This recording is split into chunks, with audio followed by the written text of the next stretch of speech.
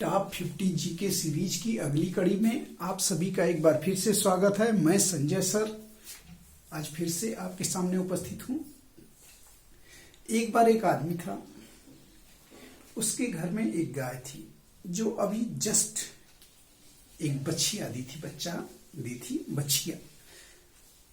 उसने अपनी पत्नी से कहा कि ऐसा करो कि पूरे गांव में जाके एक खबर फैला दो कि मेरी गाय एक बच्चा दी है, जो सिद्ध कर देगा कि ये बछिया है, मैं उससे गाय दे दूंगा बछिया सहित।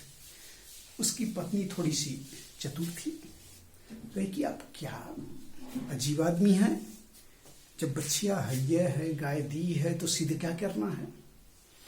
उसने कहा भाई तुम समझती नहीं हो, इसी बहाने पूरा गांव जुटेगा मेरे घर, लोग कितनों कहेंगे ये बच्चिया है, मैं मानूंगा तब ना, कितना कहते। उसी तरह से कुछ विद्यार्थी होते हैं, कुछ बच्चे होते हैं, उनको जितना बताया जाए, गार्जियन भी कहते हैं, टीचर्स भी कहते हैं पढ़ लो, लेकिन वो पढ़ते नहीं है।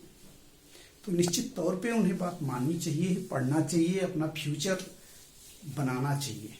आज हम लोग टॉप 50 जीके के अंतर्गत देखते हैं कुछ प्रमुख फैक्ट्स।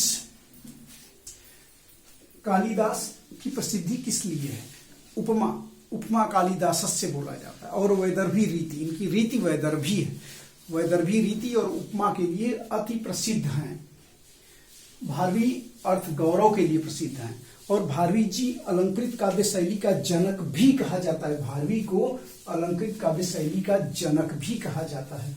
जबकि दंडी, एक महाकवि दंडी हैं, वो पदलालित्य के लिए प्रसिद्ध है। बिल्कुल दंडी पदलालित्यम बोला जाता है। जबकि एक है महाकवि माघ। माघ जो है उपमा के लिए भी प्रसिद्ध है, पदलालित्य के लिए भी प्रसिद्ध है, और अर्थ गौरव के लिए प्रसिद्ध है। कहा जाता है उपमा कालिदासस्य भारवे अर्थ गौरवम दंडी पदलालित्यम माघे संति त्रयो गुणा।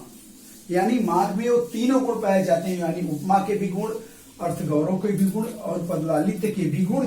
ये तीनों गुण महाकवि माघ के अंतर्गत पाए जाते हैं। अति ब्रिलियंट। जबकि करुण रस के प्रणेता कौन है? महाकवि भवभूति। महाकवि भवभूति को करुण रस का प्रणेता कहा जाता है। जबकि एक क्वेश्चन बता दीजिए कि अच्छोद सरोवर का वर्णन कहाँ मिलता है? अच्छोद सरोवर का वर्णन मिलता है कहाँ पे? बिल्कुल कादंबरी में। कादंबरी कथा है जो कि बाणभट्ट की रचना है। इंद्रकील पर्वत, बता दीजिए इंद्रकील पर्वत का वर्णन कहाँ मिलता है? एकदम इंद्रकील पर्वत बिल्कुल किरातार्जुनियम में मिलता है, किरातार्जुनियम में। ऐतिहासिक उपन्यास के प्रणेता कौन है? अंबिका दत्त व्यास। जबकि बाणभट्ट की रचनाओं में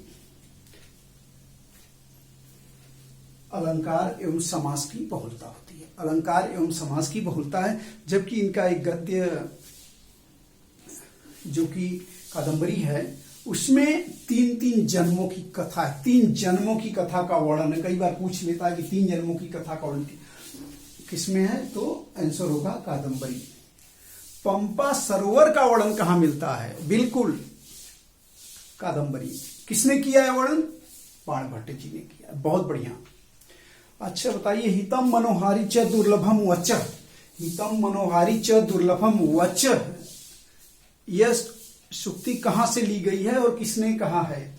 यह सूक्ति महाकवि भारवी की है।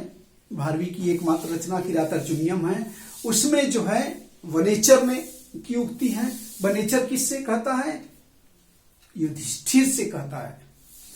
जो किरातार्जुनियम प्रथम सर्ग है, उसमें केवल 2 ही वक्ता तो ही हैं। नंबर 1 पहले पे वनेचर और दूसरे पे द्रौपदी। युधिष्ठिर केवल श्रोता के रूप में है। युधिष्ठिर केवल श्रोता है, बिल्कुल श्रोता के रूप में। आदि कवि किसे कहा जाता है बता दीजिए? आदि कवि बिल्कुल महाकवि वाल्मीकि को, बिल्कुल उन्हें आदि कवि के नाम से भी जानते हैं हम लोग। बिल्कुल सही।